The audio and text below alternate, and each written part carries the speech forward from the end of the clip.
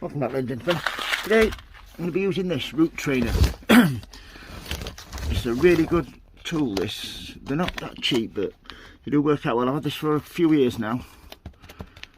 That one's broken, I think, but it should still do the job. Yeah, it should be alright. I'm going to be sowing these Johnson's sweet peas old-fashioned mix. Just turn off the light. Sweet pea old-fashioned mix. There's the instructions on the back. Just get the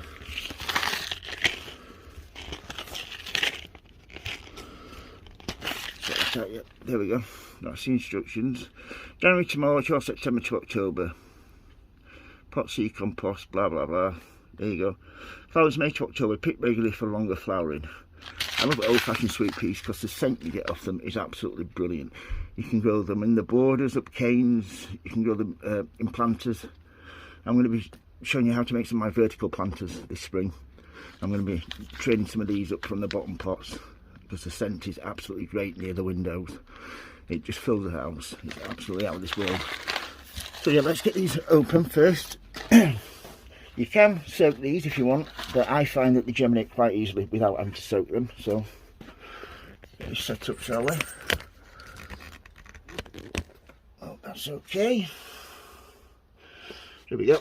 So yeah, I always cut them along the bottom. There should be, let's see how many seeds are actually in here. 35 seeds. So there's 4, 1, 2, 3, 4, 5, 6, 7, 8, 4 8s, 36, is it? 2 8s, 16, 32. My maths is terrible, you have to excuse me. Yeah, just off the bottom like so. Then you get all the sweet peas out. There are the seeds there. All you need to do with these is just get yourself a pen, excuse me, and just a little hole in each one, like so.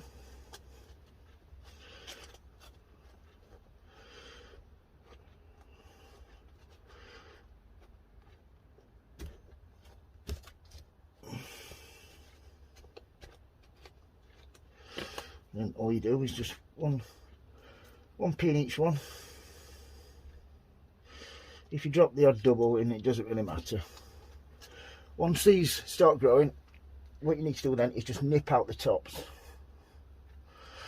That means you'll get much bushier with more side shoots and you'll get more flowers.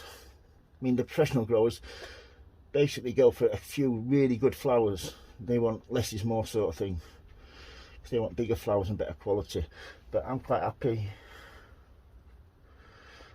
in my garden with more delicate, well-scented blooms. I find this so relaxing. I do this for hours. So I've got a few left, so I'll just double them up.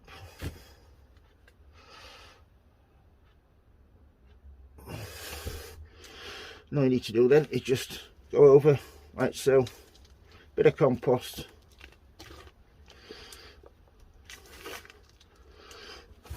Just cover the tops. There's a bit of perlite in that, it's not going to make much difference, just what I've used for cuttings. A couple of weeks, they should all be sprouting those. All I'll do then is just give them a quick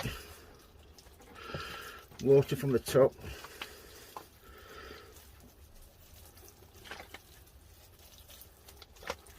Like so. And then just round here, into my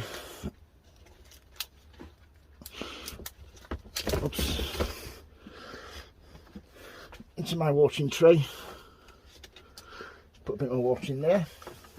That should be enough. Give them another water again, and then once they're totally watered after about half an hour, they'll go back on the bench, and I shall put this lid on. There won't be any heater part of the greenhouse. These won't have any heater mats underneath them. That'll just be fine, just as they are. Like I said, it'll take a few weeks to start coming through, but they are well worth growing. So yeah, if you've got any questions, don't hesitate to ask, folks. If you like the videos, please subscribe, and as always, happy sowing, happy growing. Thank you for watching, everybody. Please keep safe. Thank you. Bye.